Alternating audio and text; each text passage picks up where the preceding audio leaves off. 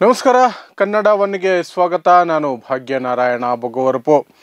ರಾಮ ಮಂದಿರ ಇರುವಂತಹ ಅಯೋಧ್ಯೆಯಲ್ಲಿ ದಲಿತ ಯುವತಿ 22 ವರ್ಷದ ಯುವತಿಯ ಸಾಮೂಹಿಕ ಅತ್ಯಾಚಾರ ಆಗಿದೆ ಅಂತ ಹೇಳಲಾಗ್ತಿದೆ. ಅದು ವೈದ್ಯಕೀಯ ಪರೀಕ್ಷೆಗಳು ದೃಢಪಡಬೇಕಾಗಿದೆ. ಅದು ಕನ್ಫರ್ಮ್ ಆಗಿಲ್ಲ. ಆದರೆ ಒಂದು ಕನ್ಫರ್ಮ್ ಆಗಿದೆ, ಆ ಹುಡುಗಿಯನ್ನ ಕಣ್ಣು ಕಿತ್ತು ಕೈಕಾಲು ಮುರಿದು ಬೆತ್ತಲೆ ಮಾಡಿ ಹೆಣ ಮಾಡಿ ಬಿಸಾಕಿದ್ದಾರೆ.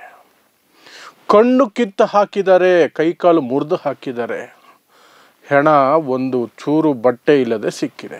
ಯಾವಾಗ ನಡೆದಿದ್ದು? ಇದು 30ನೇ ತಾರೀಕು ರಾತ್ರಿಗೆ ನಡೆದಿದೆ. ಜನವರಿ 30ನೇ ತಾರೀಕು ರಾತ್ರಿ ಈ ಘಟನೆ ನಡೆದಿದೆ. ಬೆಳಗ್ಗೆ ಎದ್ದಾಗ ತನ್ನ ಪಕ್ಕದಲ್ಲಿದ್ದಂತಹ ತನ್ನ ಸಹೋದರಿ ಕಾಣ್ತಾ ಇಲ್ಲ ಅಂತ ಇನ್ನೊಂದು ಸಹೋದರಿ ಕಂಪ್ಲೇಂಟ್ ಮಾಡ್ತಾಳೆ. ಆ ನಂತರ ಹುಡುಕಾಟ ನಡೆಸಿದ ನಂತರ ಮೊನ್ನೆ ಅದು ಶವವಾಗಿ ಸಿಕ್ಕಿದೆ ಆ ಹುಡುಗಿ. ಪಾಪ, ಸಾಮೂಹಿಕ ಅತ್ಯಾಚಾರ ಆಗಿರುವ ಎಲ್ಲ ಸಾಧ್ಯತೆಗಳು ಸಹ ಅಲ್ಲಿದೆ. ದಲಿತ ಹುಡುಗಿಯ ಈ ಅತ್ಯಾಚಾರ ಸಾಮೂಹಿಕ ಅತ್ಯಾಚಾರ ಆಗಿರಬಹುದು, ಬರ್ಬರ ಹತ್ಯೆ, ಕಣ್ಣು ಕಿತ್ತು ಕೈಕಾಲು ಮುರಿದಂತಹ ಹತ್ಯೆ ಪ್ರಕರಣದ ಕುರಿತು ಅಲ್ಲಿನ ಸಂಸದ, ಅಯೋಧ್ಯ ಬರುವಂತಹ ಫೈಜಾಬಾದ್ ಸಂಸದ ಕ್ಷೇತ್ರ ಏನಿದೆ, ಸಂಸದೀಯ ಕ್ಷೇತ್ರ, ಆ ಕ್ಷೇತ್ರದ ಸಂಸದ ಅವಧೇಶ್ ಪ್ರಸಾದ್ ಪ್ರೆಸ್ ಮೀಟ್ ಮಾಡ್ತಾ ಗೊಳೋ ಅಂತ ಹತ್ತು ಬಿಡ್ತಾರೆ. ಗೊಳವಂತ ಹತ್ಕೊಂಡವರು, ನಾನು ನನ್ನ ಜವಾಬ್ದಾರಿಯಲ್ಲಿ ಸೋತಿದ್ದೇನೆ, ನಾನು ರಾಜೀನಾಮೆ ಕೊಡ್ತೀನಿ ಅಂತ ಹೇಳ್ತಾರೆ. ಆ ವಿಡಿಯೋ ಎಲ್ಲ ಕಡೆ ವೈರಲ್ ಆಗುತ್ತೆ. ಅದಕ್ಕೆ ಪ್ರತಿಕ್ರಿಯೆ ಕೊಟ್ಟಿರುವಂತಹ ಸನ್ಮಾನ್ಯ ಮುಖ್ಯಮಂತ್ರಿಗಳು, ಉತ್ತರ ಪ್ರದೇಶದ ಮುಖ್ಯಮಂತ್ರಿಗಳು, ಕುಂಭಮೇಳದಲ್ಲಿ ಸತ್ತವರ ಸಂಖ್ಯೆಯನ್ನು ಹೇಗೆ ಕಡಿಮೆ ತೋರಿಸ್ಬೋದು ಅಥವಾ ಬಚ್ಚಿಡಬಹುದು ಅಥವಾ ಏನೆಲ್ಲ ಮಾಡಬಹುದು ಅನ್ನುವಂತಹ ಇದರಲ್ಲಿ ಬ್ಯುಸಿ ಇರುವಂತಹ ಮಿಸ್ಟರ್ ಯೋಗಿ ಆದಿತ್ಯನಾಥ್ ಒಂದು ಸ್ಟೇಟ್ಮೆಂಟ್ ಕೊಟ್ಟಿದ್ದಾರೆ. ಯಾವುದರ ಕುರಿತು?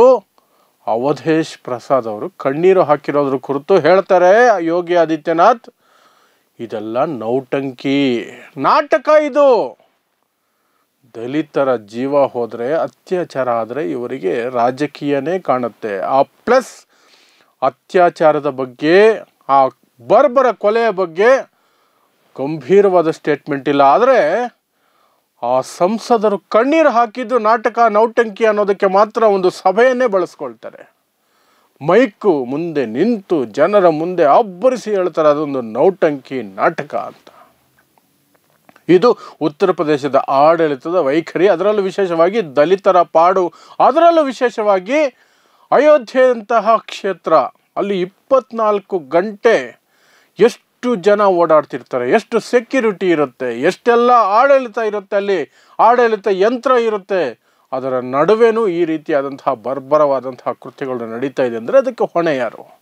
ಅದಕ್ಕೆ ಉತ್ತರ ಕೊಡೋದಿಲ್ಲ. ಅದಕ್ಕೆ ಕಣ್ಣೀರು ಹಾಕದವರು ಮಾತ್ರ ನಾಟಕ ಮಾಡ್ತಿದ್ದಾರೆ ಅಂತ ಹೇಳಿ ಚಪ್ಪಾಳೆ ಗಿಟ್ಟಿಸ್ಕೊಳ್ಳುವಂತಹ ನೀಚತನವನ್ನು ಅಲ್ಲಿನ ಮುಖ್ಯಮಂತ್ರಿ ಯೋಗಿ ಆದಿತ್ಯನಾಥ್ ಪ್ರದರ್ಶನ ಮಾಡಿದ್ದಾರೆ. ಇನ್ನು ಆ ಪ್ರಕರಣದ ವಿಚಾರವಾಗಿ 3 ಜನರನ್ನ ಈಗ ಬಂಧಿಸಲಾಗಿದೆ. ಆ 3 ಜನ ಅದನ್ನು ಮಾಡಿರೋದು ಅಂತ. ಒಂದು ರಿಲಾಮ್ ಕೋರಿ, ವಿಜಯ್ ಸಾಹು, ದಿಗ್ವಿಜಯ್ ಸಿಂಗ್. ಈ 3 ಜನ ಸೇರಿಕೊಂಡು ಆಕೆಯನ್ನು ಸಾಮೂಹಿಕ ಬಲಾತ್ಕಾರ ಮಾಡಿರೋ ಸಾಧ್ಯತೆ ಇದೆ. ಪ್ಲಸ್ ಆಕೆ ಕಣ್ಣು ಕಿತ್ತು ಹಾಕಿದ್ದಾರೆ, ಕೈಕಾಲು ಮುರಿದು ಹಾಕಿದ್ದಾರೆ, ಕೊಲೆಯನ್ನು ಮಾಡಿದ್ದಾರೆ. ಈ ರೀತಿ ಘಟನೆಗಳು ನಡೆದಾಗ ಎಷ್ಟು ಸಂವೇದನಾಶೀಲವಾಗಿರಬೇಕು ಮುಖ್ಯಮಂತ್ರಿಗಳು, ಯಾವ ರೀತಿಯ ತನಿಖೆಗಳಾಗಬೇಕು, ಅದರ ಬಗ್ಗೆ ಗಮನ ಕೊಡಬೇಕು, ಜನರಿಗೆ ಧೈರ್ಯ ತುಂಬುವುದೋ ಅಥವಾ ತಮ್ಮ ಆಡಳಿತದಲ್ಲಿರುವ ಕೊರತೆಗಳ ಬಗ್ಗೆ ತಾವೇ ಒಂದಷ್ಟು ಪರಿಶೀಲನೆ ಮಾಡ್ಕೊಳ್ಳೋದು ಮಾಡಬೇಕು. ಆದರೆ ಅದನ್ನು ಯಾವುದನ್ನು ಮಾಡದೆ ದಲಿತ ಹುಡುಗಿ ಅಲ್ವಾ, ಏನು ಹೇಳಿಕೆ ಕೊಟ್ಟ ಹತ್ರಾಸಂತಹ ಪ್ರಕರಣಗಳನ್ನೇ ನೋಡಿದ್ದೀವಂತೆ.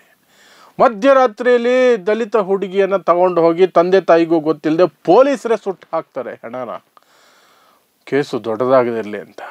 ಅಂಥ ರಾಜ್ಯ ಅದು, ಅಂಥ ರಾಮರಾಜ್ಯ ಅದು. ಆ ರಾಮರಾಜ್ಯದಲ್ಲಿ ಈ ರೀತಿಯಾದಂತಹ ಕಣ್ಣು ಕಿತ್ತು ಹಾಕಿ ಕೈಕಾಲು ಮುರಿದು ಹಾಕಿ ಬೆತ್ತಲೆ ಮಾಡಿ ಬೀದಿಯಲ್ಲಿ ಬಿಸಾಕಿದರೆ ಅದಕ್ಕೆ ಕಣ್ಣೀರು ಸುರಿಸೋರು ನಾಟಕ ಮಾಡ್ತಿದ್ದಾರೆ. ಅವರ ನಾಟಕಗಳನ್ನು ನಂಬಬೇಡ್ರಿ ಅಂತ ಮುಖ್ಯಮಂತ್ರಿಗಳು ಹೇಳುವಂತಹದ್ದು. ಯಾಕೆ ಅದನ್ನು ಒತ್ತಿ ಒತ್ತಿ ಮತ್ತೆ ಮತ್ತೆ ಹೇಳ್ತಿದ್ದೀನಿ ಅಂದರೆ ಇವರ ಎಷ್ಟು ನಾನ್ಸೆನ್ಸ್ ನೋಡಿ ಇವರದು. ಒಂದು ಕಡೆ ಕುಂಭಮೇಳದಲ್ಲಿ ಏನು ನಡೀತಾ ಇದೆ ಅನ್ನೋದ್ರ ಬಗ್ಗೆ ಯಾರಿಗೂ ಸ್ಪಷ್ಟತೆ ಇಲ್ಲ. ಒಂದೇ ಒಂದು ಕಡೆ ಕಾಲು ತುಳಿತ ಅನ್ನೋದನ್ನ ಲೆಕ್ಕ ತೋರಿಸ್ತಿದ್ದಾರೆ. 30 ಜನ ಮೃತಪಟ್ಟಿದ್ದಾರೆ ಅಂತ ಅವತ್ತಿನಲ್ಲೂ ಹೇಳ್ಕೊಂಡು ಬರ್ತಿದ್ದಾರೆ. ಆದರೆ ಕೆಲವು ಮೂಲಗಳ ಪ್ರಕಾರ 6 ಕಡೆ ಕಾಲು ತುಳಿತ ಆಗಿದೆ. 1000ಕ್ಕೂ ಹೆಚ್ಚು ಜನ ಸತ್ತೋಗಿರೋ ಸಾಧ್ಯತೆ ಇದೆ ಅಂತ ಹೇಳಲಾಗ್ತಿದೆ. 1,500 ಜನ ಮಿಸ್ಸಿಂಗ್ ಅಂತ ಹೇಳಲಾಗ್ತಿದೆ. ಮಿಸ್ಸಿಂಗ್ ಕಂಪ್ಲೇಂಟ್ಗಳಿದ್ದಾವೆ. ಶವಾಗಾರದ ಹತ್ರ ಹೋದರೆ ಪತ್ರಕರ್ತನ ಓಡಿಸ್ತಿದ್ದಾರೆ. ಆದರೆ ಅದಕ್ಕೆ ಯಾವ ಜವಾಬ್ದಾರಿಗಳನ್ನು ಹೊರೋದಕ್ಕೆ ಸಿದ್ಧವಾಗಿಲ್ಲ. ಅದರ ಬಗ್ಗೆ ಹೆಚ್ಚಿಗೆ ಮಾತಿಲ್ಲ. ದಲಿತ ಹುಡುಗಿ ಈ ರೀತಿ ಬರ್ಬರವಾದಂತಹ ಕೃತ್ಯಕ್ಕೆ ಬಲಿಯಾದರೆ ಅದು ನಾಟಕ, ನೌಟಂಕಿ. ರಾಮರಾಜ್ಯ, ಹಿಂದೂ ರಾಷ್ಟ್ರ ಮಾಡ್ತೀನಿ, ಅದಕ್ಕೊಂದು ಸಂವಿಧಾನ ಬೇರೆ ಸಿದ್ಧ ಮಾಡಿದ್ದೀವಿ, ಅದನ್ನು ಫೆಬ್ರವರಿ 3 ಇವತ್ತೇನೋ ಬಿಡುಗಡೆ ಮಾಡ್ತೀವಿ ಅಂದ್ರಪ್ಪ ಈ ಅಯೋಗ್ಯ ದೇಶದ್ರೋಹಿಗಳು. ಯಾರು ಮಾಡಲಿಲ್ಲ, ಏನಾಯ್ತೋ ಗೊತ್ತಿಲ್ಲ. ಅದು ಒಂದು ಸಂವಿಧಾನ ಆಲ್ರೆಡಿ ಇರಬೇಕಾದ್ರೆ, ಬಾಬಾ ಸಾಹೇಬ್ ಅಂಬೇಡ್ಕರ್ ಬರೆದಿರೋಂಥ ಸಂವಿಧಾನ ಆಲ್ರೆಡಿ ಇರಬೇಕಾದರೆ ಇನ್ನೊಂದು ಸಂವಿಧಾನ ಸಿದ್ಧ ಮಾಡಿದ್ದೀವಿ, ಅದನ್ನು ಬಿಡುಗಡೆ ಮಾಡ್ತೀವಿ ಅನ್ನೋದು ದೇಶದ್ರೋಹ. ದೇಶದ್ರೋಹಿಗಳು ಅವರು. ಆ ಸಂವಿಧಾನದ ಪ್ರಕಾರ ಇವರು ಹೇಳುವ ಮನುಸ್ಮೃತಿಯ ತತ್ವಗಳನ್ನು ತಗೊಂಡಿದ್ದೀವಿ ಅನ್ನೋದಾದರೆ ಈ ಒಂದು ಅತ್ಯಾಚಾರ ಕೊಲೆ ಆಗಿದೆಯಲ್ಲ, ಇದಕ್ಕೆ ಶಿಕ್ಷೆ ಇರಲ್ಲ. ಯಾಕೆಂದರೆ ಮಹಿಳೆ ಏನೇ ಮಾಡಿದ್ರೂ ಅವಳದೇ ತಪ್ಪು ಅಂತ ಮನುಸ್ಮೃತಿಯಲ್ಲಿ ಸಾಕಷ್ಟು ಕಡೆ ಉಲ್ಲೇಖ ಆಗಿದೆ. ಮಹಿಳೆಗೆ ಯಾವ ಹಕ್ಕುಗಳು ಇರೋದಿಲ್ಲ ಮನುಸ್ಮೃತಿಯಲ್ಲಿ. ಹಿಂದೂ ರಾಷ್ಟ್ರದ ಸಂವಿಧಾನದಲ್ಲಿ ಅದನ್ನು ಅಳವಡಿಸ್ಕೊಂಡಿದ್ದೀವಿ ಅಂತ ಅವರೇ ಹೇಳಿದ್ದಾರೆ. ಮನುಸ್ಮೃತಿಯನ್ನು ಅಳವಡಿಸ್ಕೊಂಡಿದ್ದೀವಿ ಅಂತ.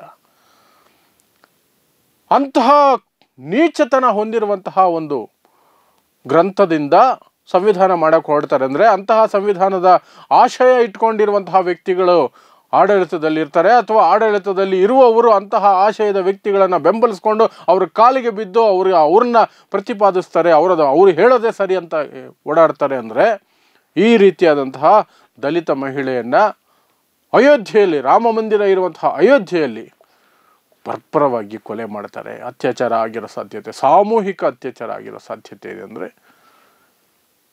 ಅದು ಮೇ ಬಿ ಸಂಸ್ಕೃತಿಯ ಭಾಗ ಅನ್ಕೊಂಡ್ಬಿಡ್ತಾರೋ ಏನೋ. ಅದಕ್ಕೆ ನೌಟಂಕಿ, ನಾಟಕ ಅನ್ನುವಂತಹ ಶಬ್ದಗಳನ್ನು ಈ ಸಂದರ್ಭದಲ್ಲಿ ಬಳಸೋದು. ಅದೇ ಆರೋಪಿಗಳಲ್ಲಿ ಒಬ್ಬ ಮುಸ್ಲಿಂ ಇದ್ದಿದ್ರೆ ಸಿಕ್ಕಿರೋದು ಇವ್ರಿಗೆ ಒಳ್ಳೆ ಚಾನ್ಸ್. ಏನೆಲ್ಲ ಮಾತಾಡ್ತಿದ್ರು, ಏನೆಲ್ಲ ಡೈಲಾಗ್ ಹೊಡಿತಿದ್ರು. ಆಗ ಆ ಹೆಣ್ಣು ಮಗು ಇವರಿಗೆ ಪಾಪದ ಕೂಸಾಗಿ ಕಂಡಿರೋದು, ದೊಡ್ಡ ಅನಾಹುತಕ್ಕೆ ಬಲಿಯಾಗಿರೋ ಮಹಿಳೆಯಾಗಿ ಕಂಡಿರೋಳು, ಏನೆಲ್ಲ ಕಂಡಿರೋಳು. ಈಗ ಏನೂ ಅಲ್ಲ. ಯಾಕಂದರೆ ಅದರಲ್ಲಿ ರಾಜಕೀಯ ಲಾಭ ಏನೂ ಇಲ್ಲ, ಪ್ಲಸ್ ಕೆಟ್ಟ ಹೆಸರು ತಮ್ಮ ಆಡಳಿತಕ್ಕೆ. ಹಾಗಾಗಿ ಅದು ನೌಟಂಕಿ ನಾಟಕ ಅಂತ. ಸೊ ಇದಿಷ್ಟು ಅಯೋಧ್ಯೆಯಲ್ಲಿ ದಲಿತ ಯುವತಿ ನಾಪತ್ತೆಯಾಗಿದ್ದಂತಹ ಕೇಸ್ಗೆ ಬಂದಿರುವಂತಹ ಮಾಹಿತಿ ಅಥವಾ ಅಪ್ಡೇಟ್ಗಳು.